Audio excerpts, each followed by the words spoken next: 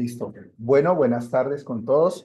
Bueno, presentamos al doctor Jonathan, quien nos va a ilustrar sobre el manejo de trombolisis en los tres escenarios que son evento cerebrovascular, tromboembolismo pulmonar e infarto agudo de miocardio, a sabiendas que esta es una de las tantas intervenciones donde sí hay muchos sí hay estudios, sí hay evidencia y, digamos, son intervenciones pivotales donde se ha demostrado mejoría en la funcionalidad y en la mortalidad.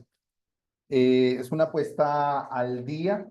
Al principio, digamos que a lo largo de la historia ha cambiado este conocimiento para entregarnos al día de hoy una aproximación más a la luz de lo que nosotros deberíamos hacer tanto en las áreas de emergencias como en las unidades de cuidados intensivos. Entonces, doctor Jonathan, bienvenido. Muchas gracias.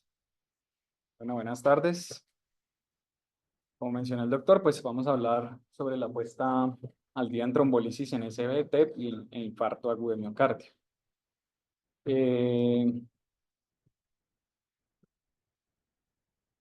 Entonces vamos a ver aquí el contenido. Vamos a hacer una introducción a través de la fisiología de la coagulación y posteriormente cómo hay unos procesos fibrinolíticos endógenos y cómo actúan los medicamentos que nosotros usamos en los procesos de digamos que el deshacer pues los trombos en los escenarios que vamos a ver a continuación, que son el evento cerebrovascular, el TEP y el infarto. Entonces, para hablar en principio sobre la formación del trombo, pues tenemos que hablar de la hemostasia. La hemostasia, digamos que en términos fisiológicos, es la que mantiene el flujo sanguíneo a través de los vasos. Eh, Sin embargo, cuando hay una primera lesión a nivel del vaso sanguíneo, se activa el factor tisular y obviamente la adhesión plaquetaria a través del factor de Wolff-Willebrand a través de los canales de Weibel-Padel. Esta activación del factor tisular pues genera en primera medida una vasoconstricción del vaso para la pérdida de sangre y posteriormente una adhesión de las plaquetas. Esto se divide en unas fases importantes. La primera fase que les mencioné, la fase vascular, y posteriormente viene la fase 2 y la fase 3, en donde hay una hemostasia primaria y secundaria. Esta fase primaria, digamos que ya hay una activación de las glicoproteínas que genera una adhesión con mayor afinidad de las plaquetas, una deformidad a través de las plaquetas y la formación de la fibrina. Es importante determinar que las plaquetas pues tienen una carga muy negativa, por ende, digamos que en su patrón fisiológico no tienen una adhesión plaquetaria o no, digamos que no hay una afinidad entre ellas. Pero ese patrón cambia cuando se activan los factores de Wolff-Willebrand y el factor tisular. Posteriormente, en la fase 3, que es una fase secundaria, en la fase primaria, hay una formación de un coágulo primario, que no es un coágulo, digamos que fuertemente adherido, y posteriormente en la fase 2, pues ya hay una adhesión del coágulo en una proporción muchísimo mayor y obviamente a través de los factores de coagulación que veremos más adelante. Entonces, estos procesos, a través de la proceso fibrinolítico, pues vamos a tener en cuenta también la cascada de coagulación. El factor tisular hace parte de lo que antes llamábamos la vía extrínseca de la coagulación o el inicio de la coagulación, pero posteriormente se ha determinado que hay, digamos que una sinergia entre el inicio del proceso de la coagulación y obviamente el factor o la cascada de contacto que es importante determinar, ya que a través del factor tisular pues se activan el factor 7A, que posteriormente pasa a los factores 10 y 10A, que son los que nos promueven la formación de protrombina y trombina y obviamente forman el coágulo de fibrina y la activación obviamente de la adhesión plaquetaria y toda la malla de fibrina que produce la adhesión más proporcional del coágulo. Y los contactos, la vía, perdón, del contacto intrínseca, que denominábamos anteriormente, a través del factor 12A, la calicreína, digamos que activa los factores 10 y 10A, que posteriormente, a través de procesos de hidrolización, activa los factores 9 y 9A, y posteriormente pasan también al proceso de la protrombina y la creación de trombina. Digamos que estas dos vías de coagulación pues convergen entre sí y son las que potencializan ese proceso. Además que hay una amplificación del proceso de la coagulación a través de el factor 7A y 8 que generan, digamos que un aumento del proceso o de la producción de fibrina, y esto genera obviamente más adhesión plaquetaria y pues perpetúa la producción del coágulo posteriormente. Pero hay que tener en cuenta también que hay unos procesos naturales de fibrinolisis. Digamos que estos procesos pues generan una degradación del coágulo a nivel endógeno, y digamos que el participante principal es la plasmina, que es un trombolítico endógeno importante a través de la serina proteasa, y tiene unos factores que promueven este factor importante a través del plasminógeno, que son el activador de plasminógeno tisular y que se encuentra en las células endoteliales generalmente, la uriquinasa que se encuentra a nivel de células renales, y los inhibidores del plasminógeno 1 y 2. Y también hay que tener en cuenta que por medio de la proteína C y S, proteína C y su precursora, la proteína S, generan, digamos que, aumento de los inhibidores de fibrinolisis a través de la trombina, y esto genera pues que la fibrina no se forme de manera eh, perpetuante, y eso genera que haya una disminución de la producción a nivel del coágulo. Lo importante, digamos que dentro de este proceso, es que muchos de los medicamentos que nosotros usamos van encaminados a la producción y a la eliminación del fibrinógeno a través de la plasmina, y eso pues nos genera la anticoagulación posteriormente a los procesos que nosotros llevamos en los pacientes que tienen estos trombos. Entonces, la terapia trombolítica está dirigida obviamente al ACV, al TEP y al infarto al miocardio, que es lo que vamos a hablar en esta charla. ¿Cuál es el objetivo de la terapia trombolítica? Recanalizar rápido la arteria o la vena que tiene pues esos procesos trombóticos. Pero además de esto, digamos que no solo se activa el proceso fibrinolítico, sino que hay procesos de hipercoagulabilidad cuando se producen estos productos de degradación de la fibrina. Y esto, digamos que explica muchas veces en los estudios que veremos a continuación, por ejemplo en el infarto, en donde se deben usar además agentes antiplaquetarios para que no se vuelva a producir el coágulo posteriormente al proceso de la fibrinolisis. Digamos que los agentes trombolíticos que deben ser, o las ventajas que nosotros tenemos a través clínico, es que el agente trombolítico pues sea de una acción rápida, sea seguro, tenga disminuciones en las tasas de sangrado en los pacientes. Sin embargo, vamos a ver a través de los estudios pues cómo se han realizado estas, digamos que determinado estos factores importantes. En la estructura de los agentes trombolíticos es importante reconocer que hay unos activadores de plasminógeno, y que a través de la estructura farmacológica pues hay unas uniones importantes de cada uno de los fibrinolíticos.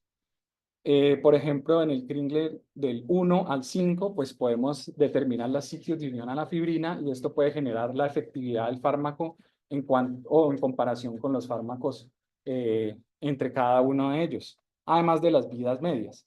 Igual, cuando hay una porción del finger, que es la porción donde se une la fibronectina, pues también podemos determinar la efectividad del fibrinógeno que vamos a ver más adelante.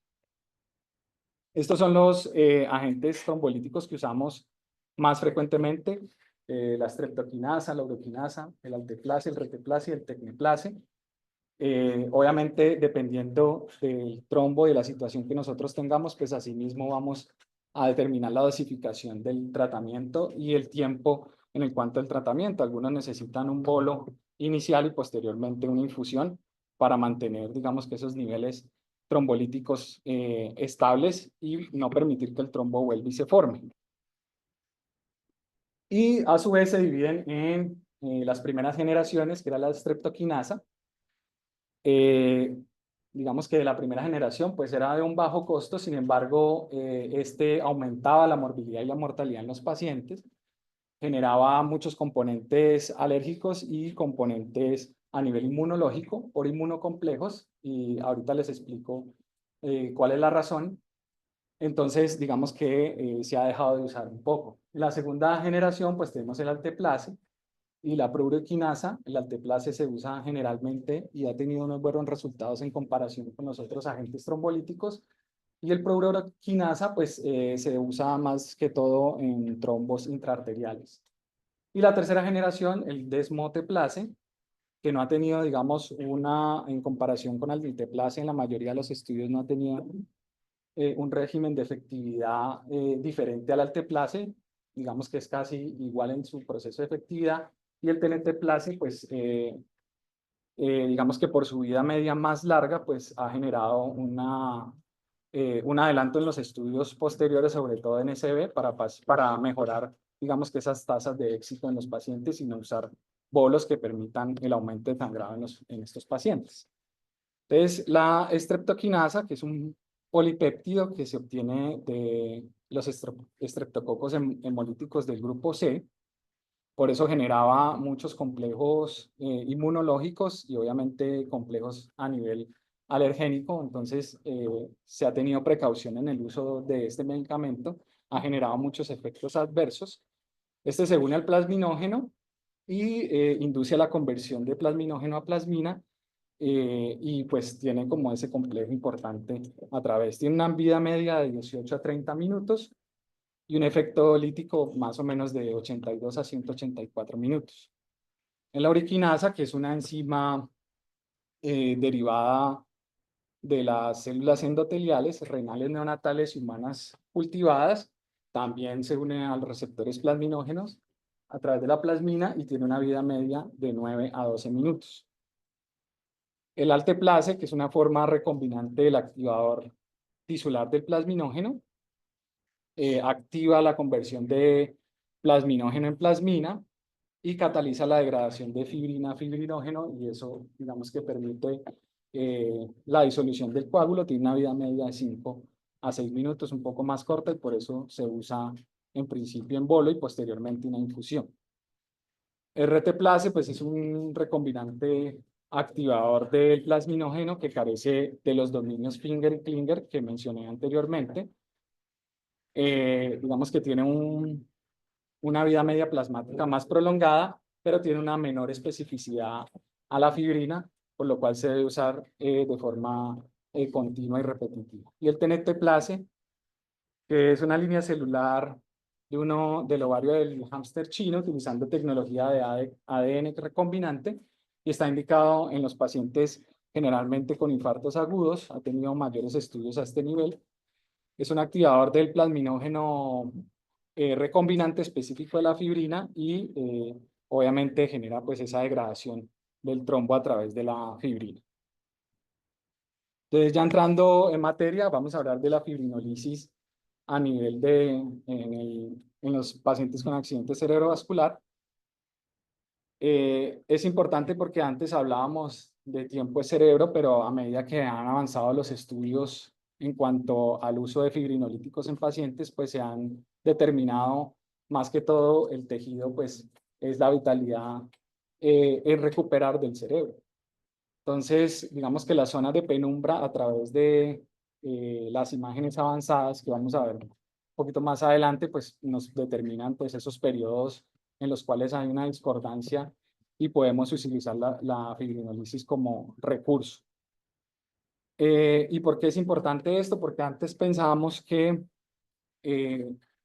o la mayoría de estudios de fibrinolisis que se hicieron en principio se hacían de 3 a 6 horas, donde había un proceso de hipoxia y el paciente tenía una mayor recuperación de tejido cerebral, pero posteriormente se dieron cuenta que las zonas de penumbra pues eran importantes para evitar ya la apoptosis y el edema posteriormente.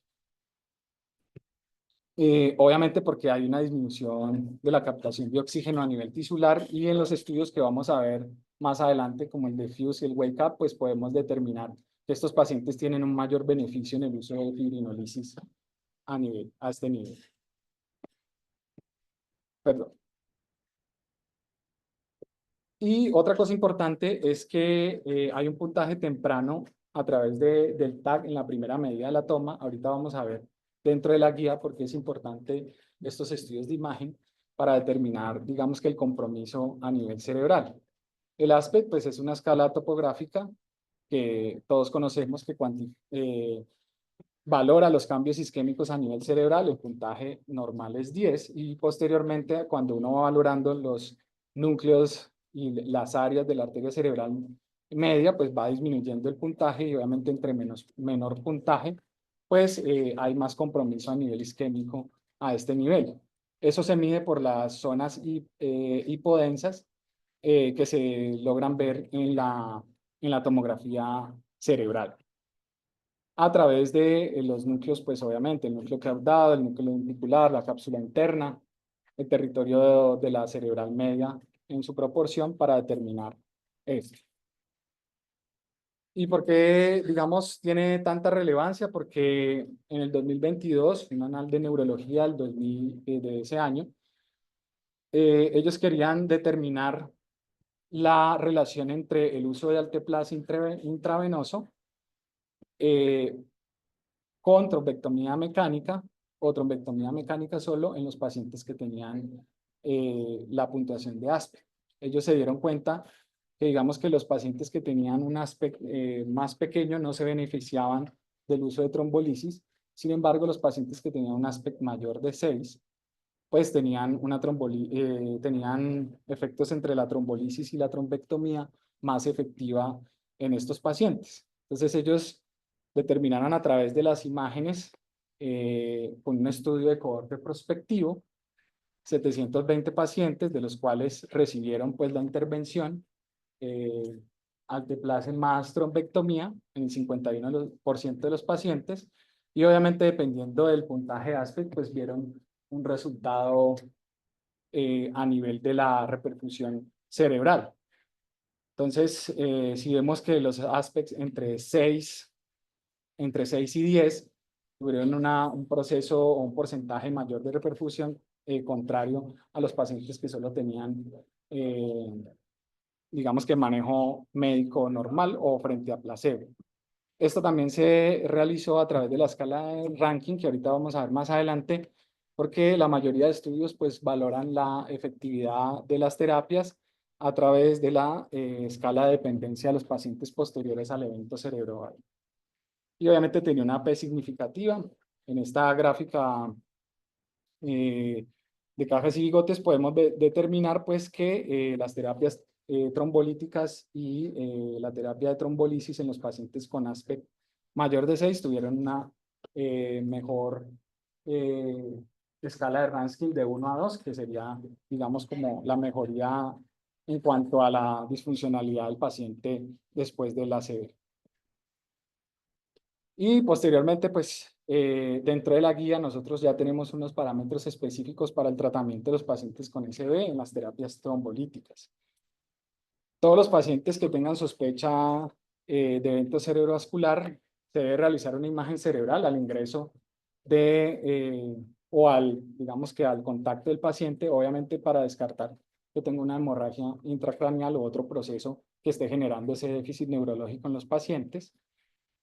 Se recomienda el uso de alteplase de 0.9 miligramos por kilo, una dosis de máxima de 90 miligramos durante 60 minutos, e iniciar con el 10% de la dosis inicial en bolo durante 1 minuto. Y también se recomienda alteplase endovenoso para pacientes seleccionados que puedan recibir un tratamiento entre las 3 y 4.5 horas con el inicio de los síntomas vistos por última vez, pero ya vamos a ver, digamos, en los estudios cómo se toma ese criterio. Hay unos criterios de inclusión que obviamente nosotros tenemos dentro de la guía, que es el diagnóstico inicial del ACV, un inicio de síntomas menores de 4.5 horas y una edad de mayor de 18 años. Y hay unos criterios de exclusión que obviamente nosotros tenemos que tener en cuenta en el momento en que realicemos el proceso de trombiolisis para evitar los eventos adversos, sobre todo en sangrados. Esto ya lo dijimos. Entonces, ¿qué es importante acá? Nosotros tenemos unos algoritmos de manejo de los pacientes dependiendo del tiempo de evolución de los síntomas. Si es de 4.5 horas o menos, tomar, como dije anteriormente, la imagen. Si tienen un NIHSS menor de 4, pues no se genera trombolisis. Pero si es mayor o igual a 4, depende si el vaso es grande o no. Si el vaso es grande, si determina que es un vaso grande, entonces se realiza una trombolisis más trombectomía. Si el vaso pues no genera eso a través del TAC, pues solo realizamos trombolisis. Digamos que dentro de los estudios que vamos a ver más adelante, obviamente hay ampliación de esas ventanas de 4.5 horas, que lo vamos a explicar más adelante dependiendo de la evidencia que ellos hayan obtenido. Pues aquí lo mismo que vimos anteriormente. Dentro de la evolución del manejo de SB, pues hay un sinnúmero de estudios importantes que quiero nombrar antes de entrar pues como a la evidencia actual. En 1958, a través de 3 casos clínicos, pues se inició el proceso de trombolisis con un seguimiento angiográfico, verificando que el vaso sanguíneo tenía una desobstrucción. Esto se hizo con estreptoquinasa.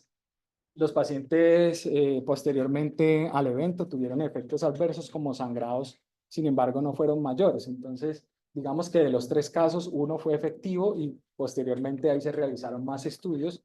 Ya en 1963, que fue un estudio doble ciego en donde se valoró la terapia de plasmina intravenosa en los pacientes que tenían oclusiones a nivel arterial independiente del tiempo.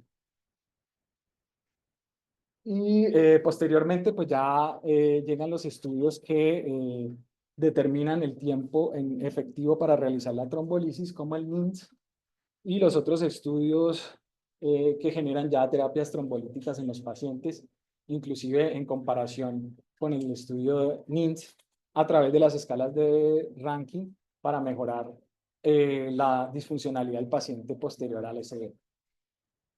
Y ya los estudios de abajo, ya son estudios de trombectomía, el MEL, que fue un estudio que se realizó en principio, los pacientes, tocó suspender el estudio, los pacientes tuvieron complicaciones posteriores al procedimiento, y ya posteriormente en el estudio de penumbra, pues lo realizó a través de trombolisis más trombectomía. Igual vamos a ver más adelante dentro de esos estudios cuáles pudieron ser mejor. Este es el primer estudio que eran 3 pacientes con hemiplegia, fueron tratados con infusión intravenosa de fibrinolisis. De los 3, uno de esos pacientes tuvo una mejoría indudable en cuanto a la apertura del vaso sanguíneo de la cerebral media.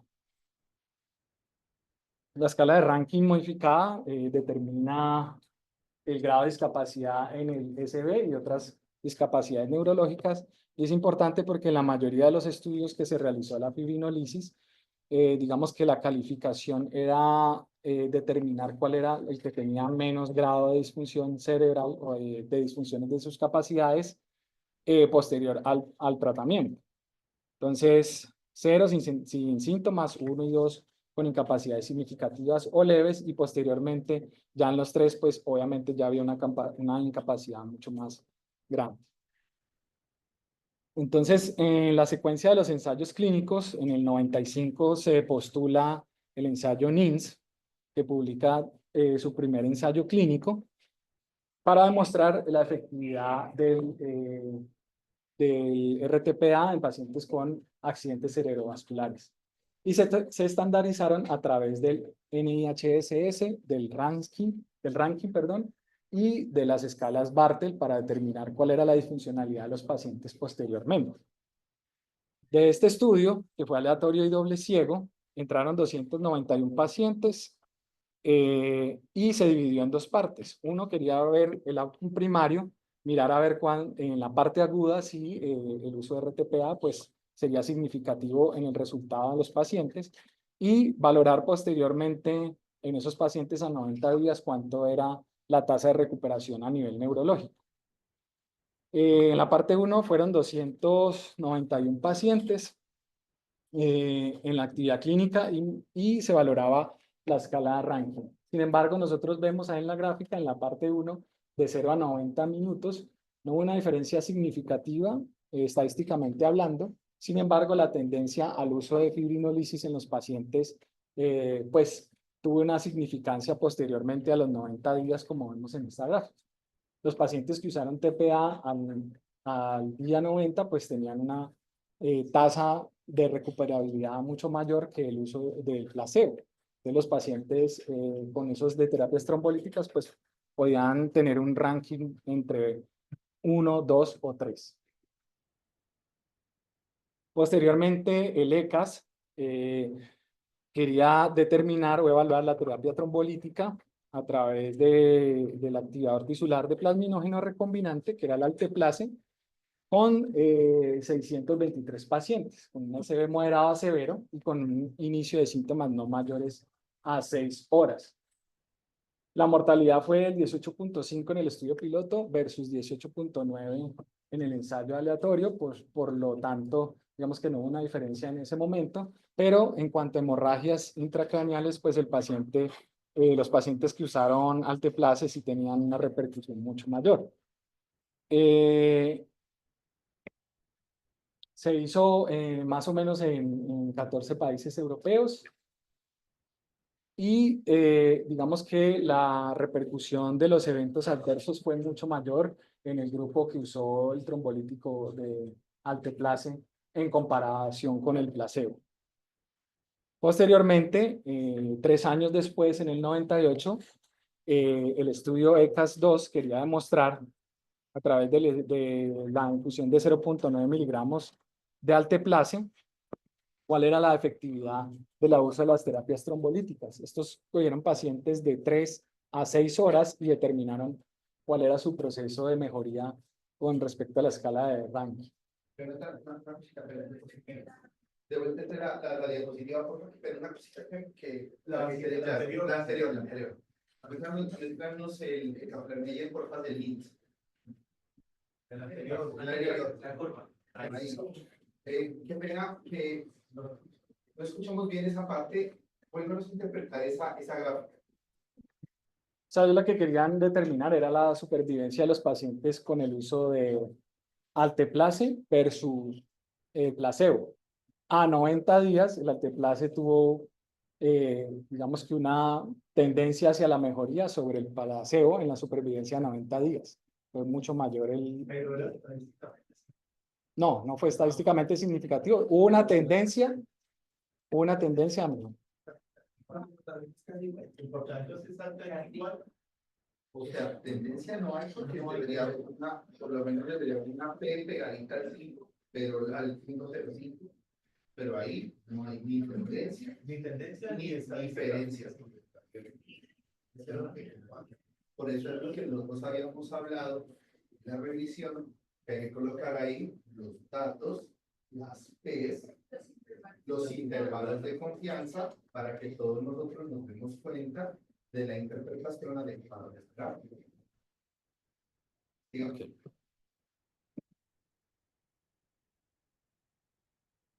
Bueno, bueno, ya en el ECAS-2, pues también digamos que valoraron estos estudios a través del tiempo, a través de la escala Rankin, y se dieron cuenta pues que en el alteplase tampoco tuvo una diferencia significativa versus el placebo. Sin embargo, en el día 90 pues hubo, digamos que una mejoría específica al alteplase muy pequeña. Perdón. Estos fueron, digamos que los criterios de inclusión de los pacientes y posteriormente se determinó a través del estudio, del ranking del primero al 90 días, pues no hubo digamos, una diferencia significativa en cuanto al uso del alteplase y placebo posteriormente. En el ECAS 1 y ECAS 2, pues digamos que no hubo diferencias significativas entre el uso de alteplase o el uso de RTPA en los pacientes comparados con placebo. Sin embargo, hubo más tasas de sangrado en estos pacientes posteriormente. Ya en el ECAS 3, pues querían evaluar la eficacia del alteplase de 0.9 miligramos dentro de las 3 a las 4.5 horas en un estudio aleatorio doble ciego, con un inicio de síntomas de 0 a 3 o de 3 a 6 horas, con un total de 814 pacientes.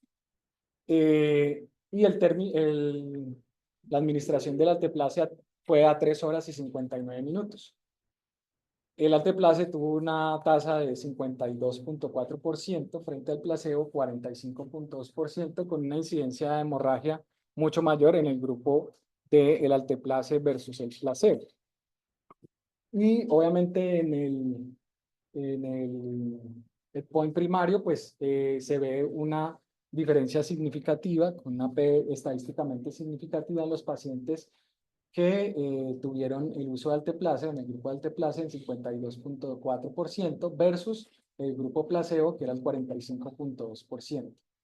Ya en el endpoint secundario, obviamente a través de las escalas de Rankin y Bartel, también tuvo una mejoría importante con, estadísticamente significativas. Entonces se determinó a través de una revisión de Cochrane que el tratamiento dentro de las 4.5 horas era a favor del uso de terapias trombolíticas en los pacientes. Y digamos que en las guías de recomendación clínica, pues obviamente en accidentes cerebrovasculares isquémicos, en pacientes de menos de 4.5 horas de duración, pues se recomienda la trombolisis, una calidad de evidencia alta y una fuerza de recomendación fuerte.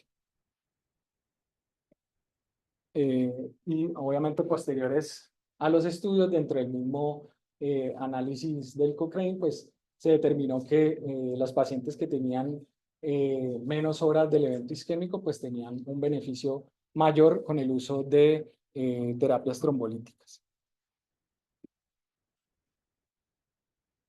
En el ACV, obviamente en las ventanas extendidas al despertar o síntomas desconocidos, pues hubo varios estudios que generaron estrategias para determinar cuál era, digamos que el punto de corte en donde el tiempo de ventana pues podría ser beneficioso para el uso de terapias trombolíticas. Y posteriormente, pues esto se determinó a través de imágenes avanzadas por medio del término del mismatch pattern, que es el contexto del accidente cerebrovascular, y se refiere a la discrepancia entre el volumen del núcleo isquémico y el volumen del tejido cerebral. Y a través de esa discrepancia, pues obviamente se toma la decisión del uso de los fibrinolíticos en los pacientes. De estos, uno de los primeros estudios, que fue el 25 de octubre del 2006, que fue el estudio Diffuse, quería determinar la utilidad del uso de imágenes avanzadas como resonancias magnéticas para el uso de tratamientos fibrinolíticos en estos pacientes, que encontraban o se encontraban en una imagen de desacople a nivel de la resonancia magnética y el mismatch, pues ellos tenían como esa condición para el inicio de las terapias fibrinolíticas. Entonces, a través de estos estudios, se determinaron otros que vamos a ver, digamos que más detalladamente a continuación, que fue el estudio Wake Up, que demostró un beneficio de la trombolisis versus otros estudios, el Diffuse 3, que demostró una mejoría en la trombectomía, el Down y el STEM. Digamos que en la proporción en cuanto a la mejoría de los pacientes, en cuanto a la escala de ranking, pues obviamente, digamos que cada uno tuvo un beneficio en cuanto al procedimiento de intervención versus el placebo. Sin embargo, vamos a ver más adelante los estudios pues a profundidad. El Diffuse se hizo a través de la escala TISI, que es un sistema de puntaje de categorización de grado de perfusión del vaso tras una intervención trombolítica. Y los puntajes van de 0 si no hay un flujo específico, 1 si el flujo que es posterior a la oclusión reperfunde, pero no hay un flujo anterior.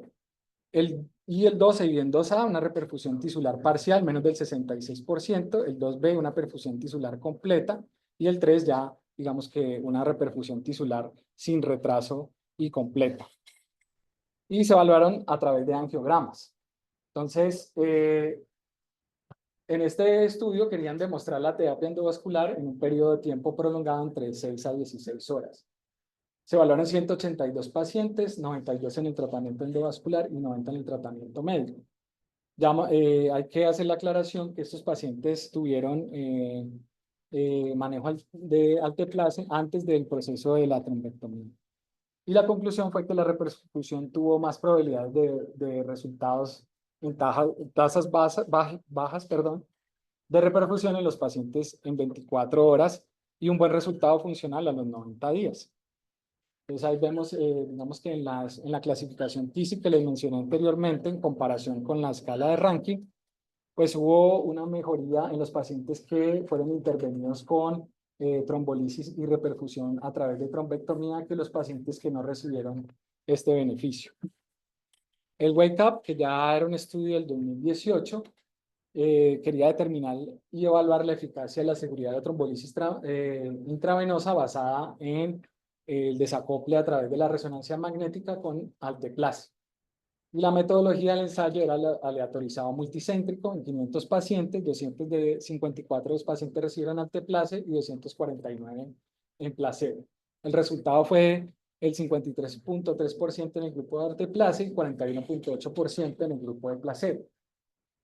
El tiempo de inicio desconocido a través de las imágenes diagnósticas a través de la resonancia magnética y los pacientes que recibieron anteplase tuvieron un resultado funcional mucho mejor a los 90 días, que fue lo que valoraron en este momento. Los grupos en el endpoint primario a los 90 días pues tuvieron digamos que una tasa de reperfusión mucho mayor que los pacientes que usaron placebo, 53.3% versus el 41.8% con una P significativa. Y en el endpoint secundario, con una escala de ranking medida de 1 a 2, pues obviamente en el grupo alteplase hubo mejores resultados que en el grupo en el placebo. Aquí lo vemos.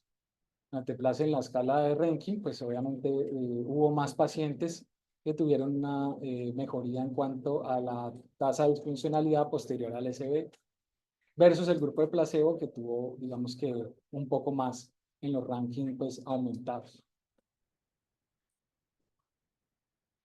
El Down posteriormente quería ver la tasa de reperfusión a las 6 horas después del inicio del evento cerebrovascular. Era un estudio multicéntrico prospectivo de 206 pacientes. 107 fueron asignados al grupo de trombectomía y 99 al grupo control, con un resultado del 49% en el grupo de trombectomía y 13% en el grupo de estándar. Y los resultados fueron mejores, obviamente, para los pacientes que usaron trombectomía. Ellos lo dividieron en repercusiones a través del volumen del infarto, menos de 21, menos de 31 y menos de 51. Y obviamente, pues, digamos que tuvo una tendencia a la mejoría en los pacientes que tuvieron trombectomía versus el placebo. Eso hablando, digamos que de trombectomía. Sin embargo, en las ventanas extendidas de 4.5 horas a 9 horas, pues obviamente en la evidencia se recomienda en los pacientes, en los estados isquémicos, que se tome una imagen avanzada con resonancia magnética, se determine el nivel de desacople y se tome la decisión de si se puede realizar una trombolisis en los pacientes, como vimos anteriormente. Y en los pacientes de accidente cerebrovascular de 4.5 a 9 horas de duración y con un desajuste de perfusión, digamos que las terapias trombolíticas, pues todas van a favor del uso de trombolítico en estos pacientes, sobre todo en la escala de ranking para mejoría de su estado posterior a la isquemia de funcionalidad. Posteriormente, esto digamos que ya hace parte de las terapias de trombectomías mecánicas. Algunos de estos estudios usaron terapias trombolíticas iniciales y por eso digamos que los nombro de manera rápida porque pues no es el objetivo de la charla. Dentro de estos pues está el Mr. Clean, que tuvo una tasa de incidencia hacia la mejoría en pacientes con trombectomías, el Switch Prime, que tuvo una mejoría, pacientes que inicialmente se les reinició el TPA y trombectomía, y los pacientes que no usaron TPA. En este estudio, digamos que la trombolisis y la trombectomía tuvieron un beneficio mucho mayor en los pacientes con infartos agudos con eventos cerebrovasculares, perdón. Eh, Perdón. El extended IA que se realizó con tenecteplase también tuvo una tasa de recuperación mucho mayor, tenecteplase con trombectomía versus trombectomías solas, y los Rebecas, que también digamos que fueron terapias de reperfusión a nivel de tejido cerebral a través de las trombectomías. Hoy en día, pues, digamos que se ha analizado el uso del tenecteplase por la vida media más larga en comparación con el alteplase, que podría generar un beneficio mayor en cuanto a los eventos adversos y a la administración del medicamento, eh, digamos que comparándolo con el alteplase, que es el medicamento pues, que es más usado en SB.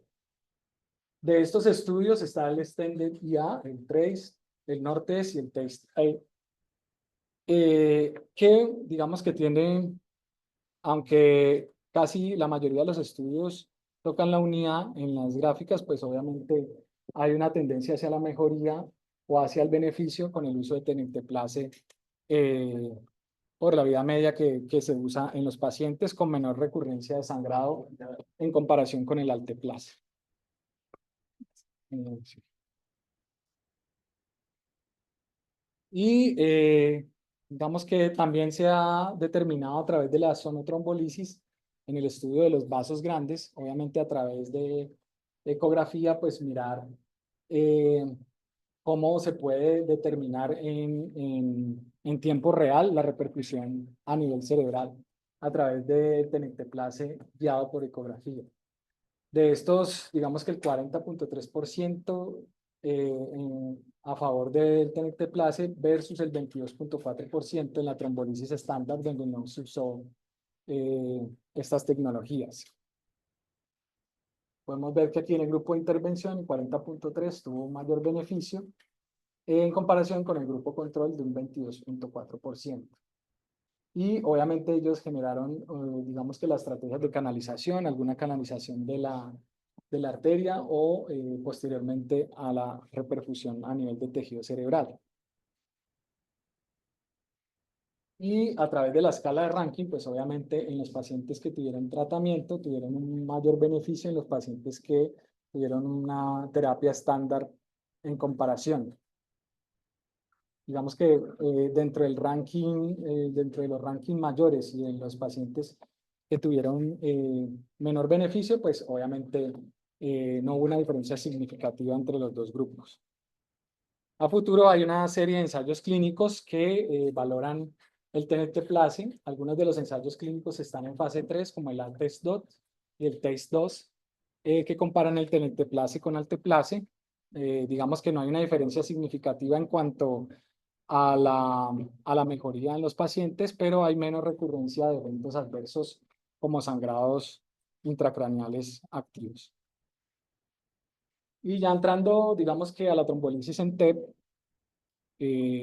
obviamente a través de las guías europeas del 2019 y la clase de evidencia, pues vamos a ver que en un comparativo entre el 2014 y el 2019 se recomienda el tratamiento trombolítico de rescate para los pacientes con un deterioro hemodinámico.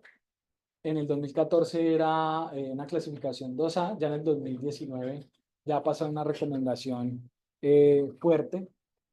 Para definir la inestabilidad hemodinámica, pues obviamente es un paciente que requiere reanimación, paciente que tiene una presión sistólica menor de 90, y un paciente que presenta una hipotensión persistente con presiones sistólicas menores de 90 y que requieren, obviamente, vasopresores. Hay una hipoperfusión sistémica con afección de órganos.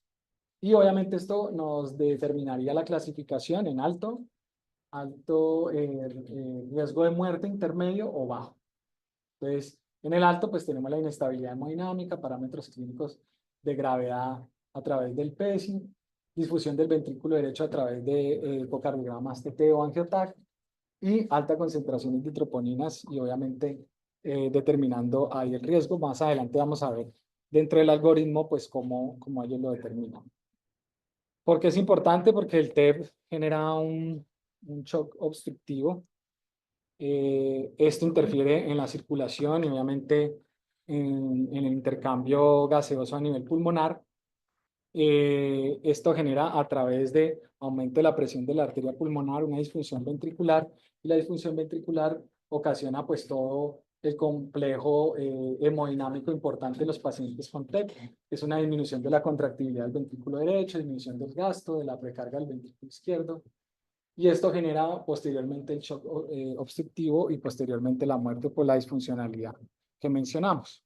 Entonces, dentro de la clasificación de severidad, pues obviamente nosotros nos vamos a enfocar en la clasificación de alto riesgo, que son los pacientes que nosotros manejamos a través de las terapias trombolíticas iniciales. Entonces, dentro del algoritmo, si nosotros tenemos un tromboembolismo pulmonar, tenemos que estratificar el riesgo clínico, obviamente en pacientes con inestabilidad hemodinámica, como ya mencionamos anteriormente, y que no esté contraindicado la terapia trombolítica, pues se debe realizar, no retrasar la terapia trombolítica, iniciar obviamente la anticoagulación, y si el paciente persiste con esa alteración hemodinámica, debe ir a una trombectomía mecánica. En los riesgos intermedios, moderados o TEP submasivos, digamos que depende de los hallazgos que nosotros encontremos durante la valoración clínica. Si hay una dilatación del ventrículo derecho, aumento de troponinas, pues digamos que pasarían a esta etapa de, el uso de trombolíticos si el paciente no tiene una contraindicación absoluta para el uso de los mismos, sino el paciente, digamos que entraría ya en una trombectomía mecánica importante. Dentro de las terapias fibrinolyíticas encontramos el RTPA, que es el activador de plasminógeno. Se usa 100 miligramos durante 2 horas o 0.6 miligramos kilogramo durante 15 minutos con una dosis máxima de 50 miligramos. La streptokinasa, 250 miligramos de unidades como, perdón, 250.000 unidades como dosis de carga durante 30 minutos, seguido de 100.000 unidades durante 12 a 14 horas, a 24 horas, o un régimen acelerado de 1.5 millones de unidades durante 2 horas.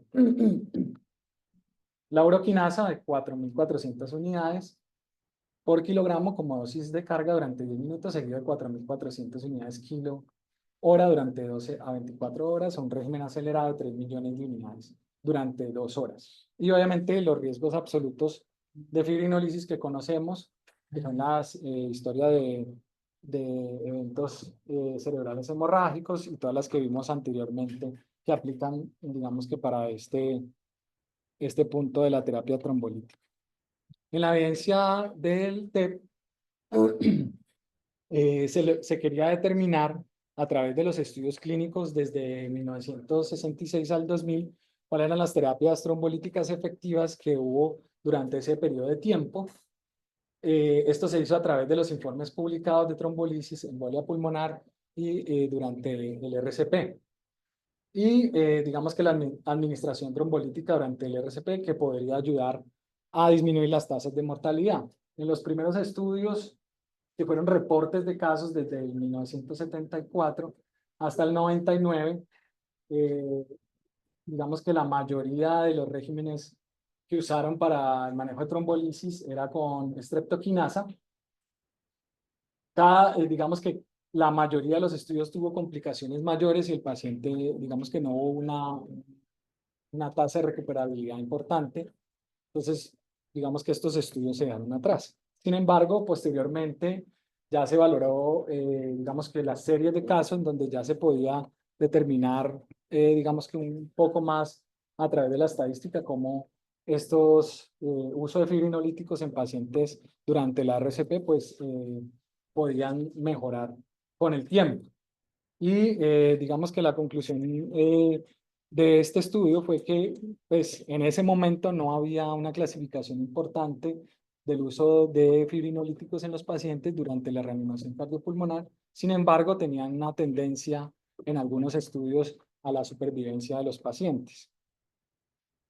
Posteriormente, se postuló en el 2014 el Top Code, que quería determinar la efectividad de riesgo de trombolisis en pacientes con TEP intermedio. Digamos que en riesgo intermedio los pacientes eh, han demostrado que estos agentes trombolíticos tienen una mejoría en cuanto a la mortalidad del paciente, y ellos querían, digamos que determinar esa efectividad a través del uso de trombolíticos. Ellos usaron Tecnet-Teplase versus placebo y digamos que sí tuvieron una mejoría en cuanto a la mortalidad y a los otros eventos en cuanto a la disfuncionalidad cardíaca en los pacientes que usaron Tecnet-Teplase versus el placebo. Eso el 85% de los pacientes que usaron Tecnet-Teplase tuvieron una mejoría comparado con el 63% en el placebo. Sin embargo, tuvieron unos efectos adversos importantes, como sangrados mayores, alteración en cuanto a la recurrencia de los eventos trombóticos, inclusive en los pacientes que usaron el tenecteplase versus el placebo. Posteriormente, se quería determinar si la infusión de trombolíticos de streptokinasa versus alteplase pues tenía o podía generar una mayor efectividad en comparación con los dos. La infusión de streptokinasa era a 24 horas junto con heparinas, y la función del alteplase era a 12 horas junto con heparinas no fraccionadas. Dentro de los estudios que vamos a ver enseguida, más adelantico, se ha demostrado que la eficacia a las 24 horas se mostró en alteplase en comparado a la streptokinasa, y los pacientes que usaban heparinas de bajo peso molecular tenían mejores resultados cuando no se suspendía antes de la intervención con el fibrinolítico. Y después compararon el reteplase junto con el alteplase. No hubo una diferencia significativa entre los dos. Vamos a ver ahorita cada uno de los estudios. Sin embargo, digamos que en cuanto a efectividad, pues el alteplase, digamos que en comparación con el reteplase, pues tenía una efectividad casi igual. El MOPED, que era el estudio de TPA del 50% de la dosis estándar era 100 miligramos, como mostré anteriormente, y ellos querían determinar si con el 50% de la dosis podía haber una reducción de la hipertensión pulmonar en estos pacientes durante un periodo de 22 meses, asociándolo pues al grupo del uso de las terapias versus el grupo control. 61 pacientes con alteplase y 60 pacientes con placebo. Dentro de este estudio, pues se logró determinar que los pacientes que usaron terapias con alteplase, pues tuvieron una menor recurrencia de hipertensión pulmonar, una menor recurrencia de una hipertensión pulmonar asociada a una recurrencia del embolismo pulmonar, y en los points secundarios, pues hubo digamos que no hubo recurrencia de embolismo pulmonar en los pacientes posteriores a los 27 días. Y la totalidad de la mortalidad fue mucho menor en los pacientes con alteplase versus placebo. El PEITO, que fue publicado en el 10 de abril del 2014, un ensayo aleatorio doble ciego con embolia pulmonar de riesgo intermedio, se quería determinar el tenecteplase más heparina versus placebo más heparina. En los resultados, los pacientes que usaron el grupo de tenecteplase más heparina tuvieron un 2.6%, a diferencia de comparados con el 5.6% de mejoría en los pacientes que solo usaban heparina. Sin embargo, obviamente hubo una hemorragia extracraneal mayor en los pacientes que usaron el régimen compuesto versus el paciente que solo usó heparina. Casi el 6.3% versus el 2.4% en estos pacientes. Entonces, en los pacientes que usaron tenecteplase más las heparinas, tuvieron una tendencia hacia la mejoría con el tenecteplase, con el grupo del tenecteplase, comparado con el placebo. Sin embargo, en el sangrado extracraneal, pues obviamente el placebo pues, no tuvo una recurrencia mayor en comparación con el tenecteplase. Y ahora vamos a hablar de la trombolisis en infarto. Esta es la guía del 2023. En el infarto pues tenemos unos puntos claves importantes. Está recomendada la reperfusión en los pacientes a través de cateterismo, obviamente, que es una recomendación clase 1 y nivel A. Sin embargo, en los pacientes que tienen, digamos que una oportunidad en cuanto al uso de cateterismo más de 120 minutos, pues se debe realizar la trombolisis, sobre todo en pacientes con infarto agudo de miocardio con elevación del ST. Entonces, digamos que no se debe retrasar las terapias de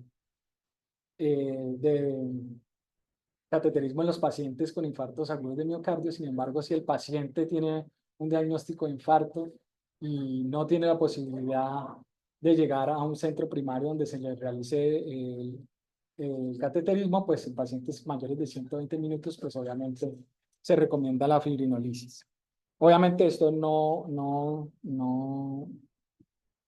quita que el paciente o posteriormente se le haga el cateterismo.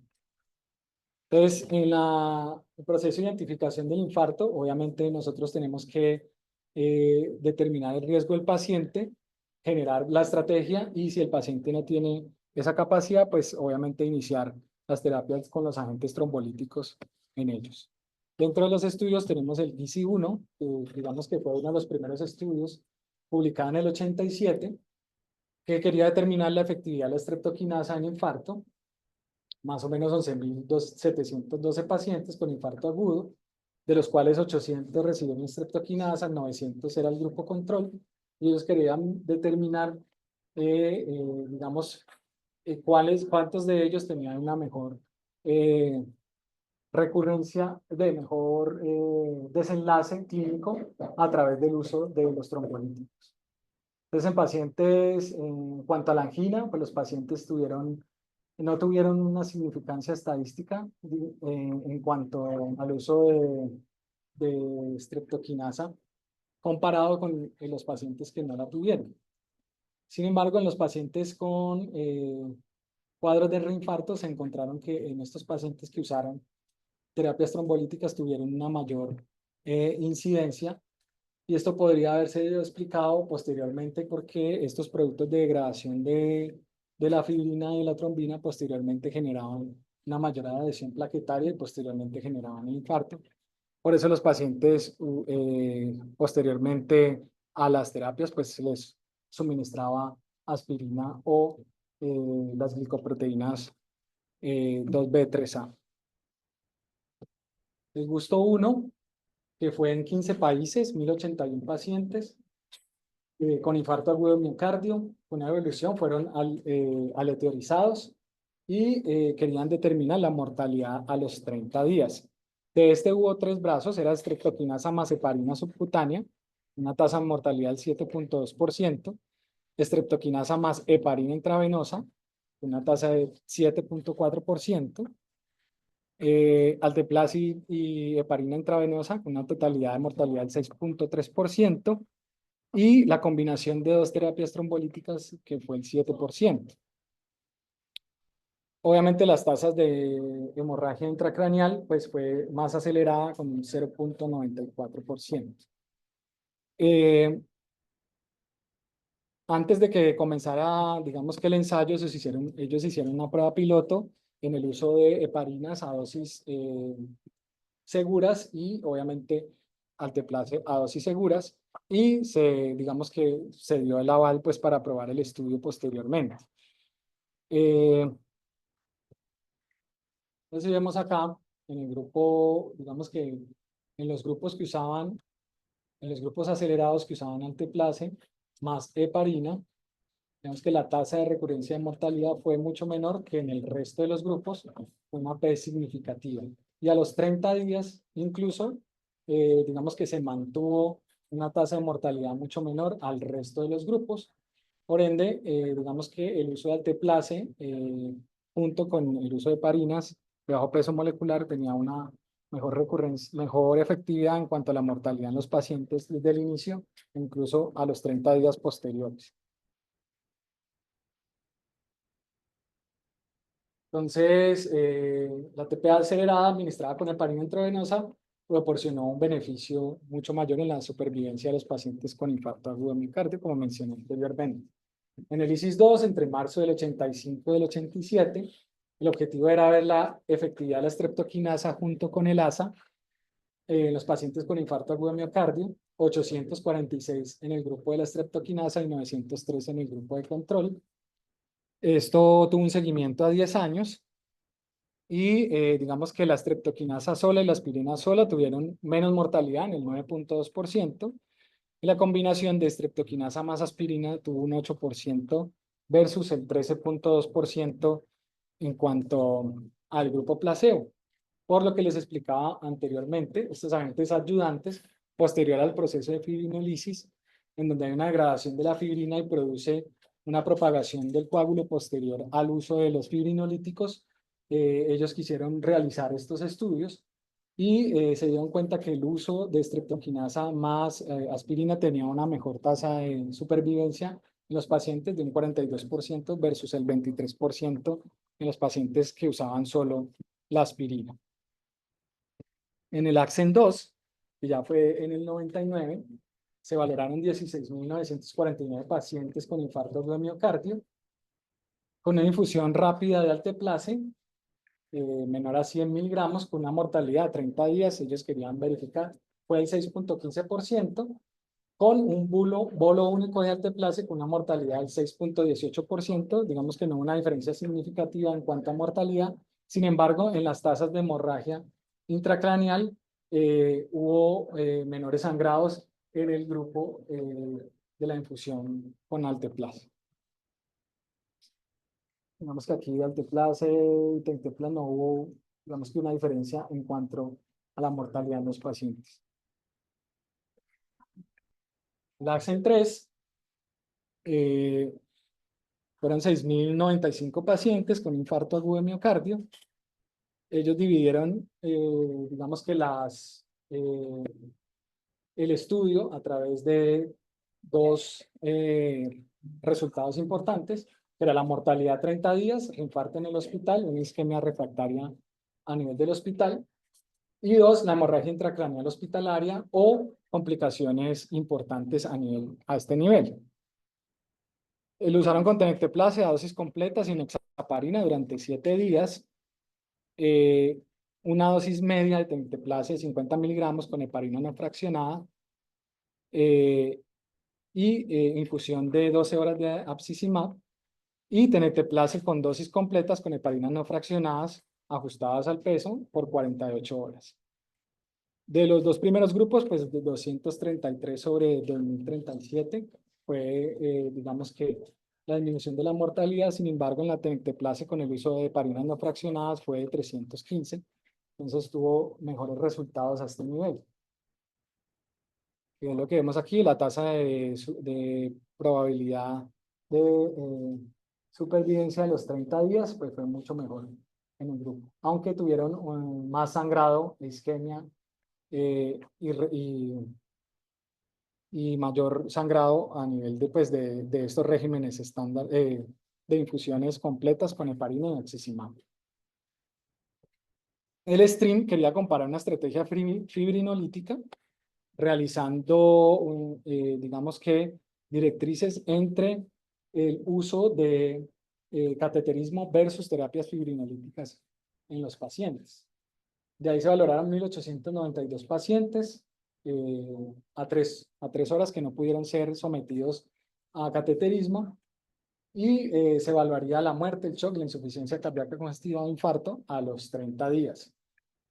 Entonces, dentro de los cateterismos primarios, pues hubo un 14.3%, menos de mortalidad que en las terapias fibrinolíticas con bolo de tenecteplase al 12.4%, posteriormente valorados cuando se les hizo la infusión de fibrinolíticos y se fueron llevados a cateterismo los pacientes que tenían, digamos que las terapias trombolíticas necesitaban un cateterismo posterior por la reformación del trombo y la incidencia de insuficiencia cardíaca en estos pacientes. Esto fue por medio de angiografía de emergencias y obviamente ellos determinaban ahí el compromiso del vaso y el territorio isquémico a nivel del infarto. De la fibrinolisis prehospitalaria con angiografía coronaria y la reperfusión efectiva. Es efectiva, sin embargo, la fibrinolisis se asoció con un ligero aumento del riesgo de sangrado intracraneal. Entonces, si vemos en esta gráfica, obviamente, digamos que no hay un componente a favor de la fibrinolisis sola, sino fibrinolisis acompañada de cateterismo cardíaco en estos pacientes. Y obviamente, pues, digamos que los eventos adversos fueron mayores en los pacientes que tuvieron fibrinolisis, con P significativas como eventos cerebrovasculares, hemorragias intracraneales, eventos de reinfarto en los pacientes. Posteriormente, se quería valorar las tasas de reperfusión a los 90 minutos dentro de cada uno de los estudios que vimos anteriormente, comparado al alteplase con streptoquinasa. Sin embargo, digamos que dentro de los estudios, el alteplase tiene una mayor evidencia en cuanto a la recuperación a nivel del tejido cardíaco, el 62% sobre el 31%. El GC2 y el IC3 fueron los que más demostraron estadísticamente esta recurrencia.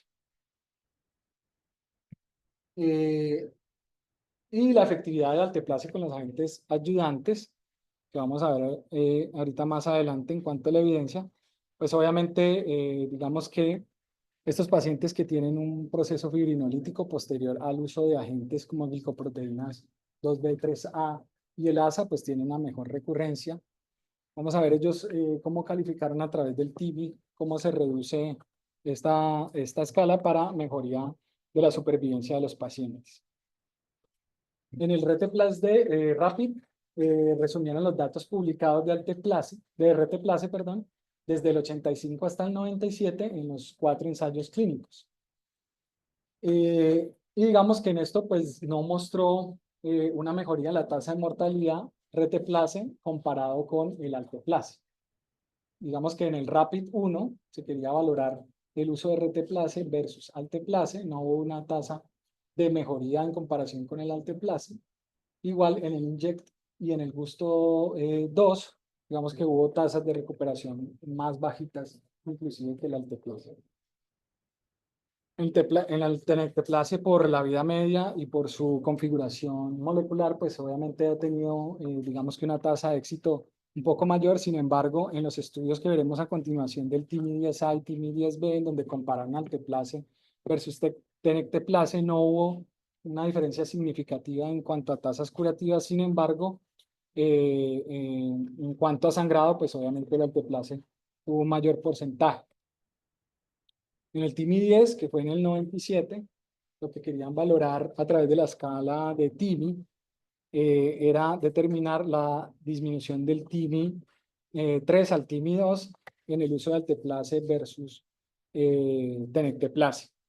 De ellos, digamos que cogieron 113 pacientes del TIMI-10A y se estudiaron 8 dosis diferentes, de 5, 7, 5, 10, 15, 20, 30, 40 y 50 miligramos.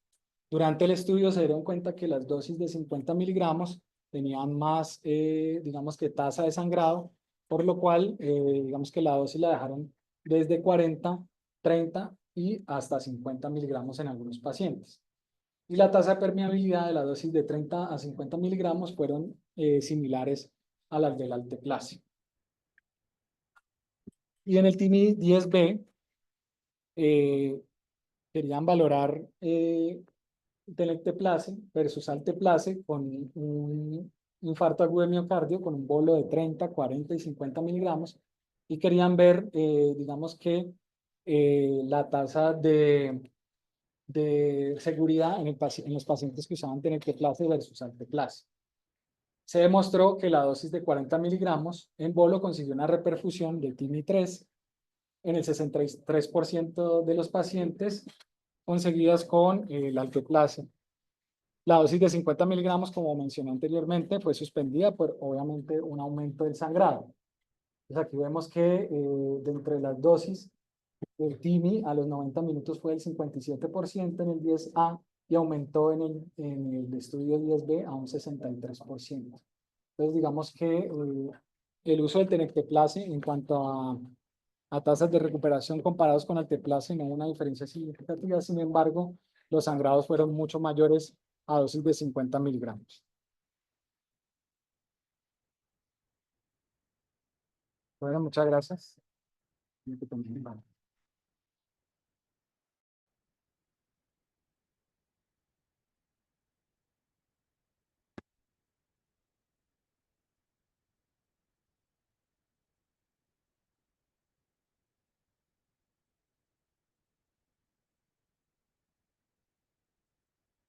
Bueno, agradeciéndole al doctor Jonathan por su presentación.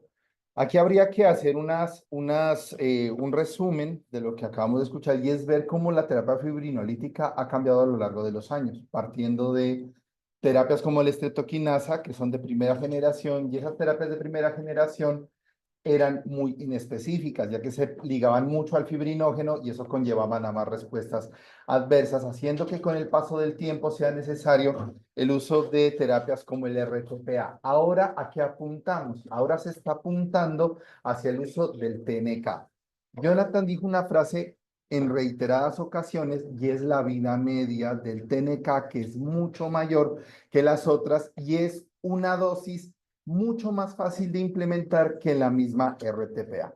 La dosis del TNK es como el acetaminofén en pediatría, la mitad de la dosis en el peso. Si pesa 80, le colocamos 40, si pesa 70, le ponemos 35, si pesa 60, le colocamos 30, una sola dosis y se acabó. Esa es la ventaja del TNK.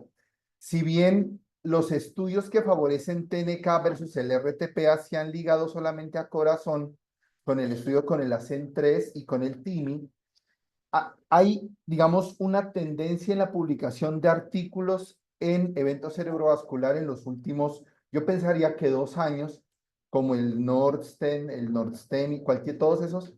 Y lo que ha visto es que ha habido una tendencia a beneficiar el uso de técnica. Entonces, creo que eso es a donde va a ir dirigida la terapia trombolítica, entendiendo también los avances que vamos viendo con el uso de resonancia en pacientes con evento cerebrovascular, entendiendo también los tiempos que vemos en la detección de tromboembolismo pulmonar. Antes se decía que el paciente cuando estaba en shock, usted lo debe trombolizar. Ahora estamos viendo los pacientes que están en un periodo donde hay deterioro del estado hemodinámico, ya empieza a tornarse hipotenso, ya empieza a haber algunas variables que me muestran hipoperfusión sin que haya un shock franco, ya estaríamos indicando el manejo trombolítico en tromboembolismo pulmonar.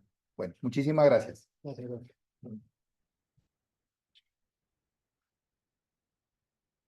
Doc, ya terminamos. ¿Tiene algún comentario? No, en general me pareció que la orientaste muy bien. Para hacer la primera charla me parece que estuvo bien. De pronto ya algo más del tema de diapositivas, pero eso lo discutimos cuando estemos. Pero otro punto importante que usted señaló, novedoso, es el tema de la sonotrombolisis, ¿no? Sí. El análisis de flujos mediante técnicas de TIMI por ecografía. Eso en tiempo real, bien interesante, ¿no? Sí, sí, señor. De hecho, hay como De pronto dos ensayos clínicos sí, pendientes sobre sonotrombolisis. de pronto en otra charla, de pronto hacer un poquito más de profundidad en ese tema tan interesante. Otra herramienta más de la ultrasonografía a la cabecera del paciente y más en un tema de tipo farmacológico. Sí, señor. Bueno, por mi parte,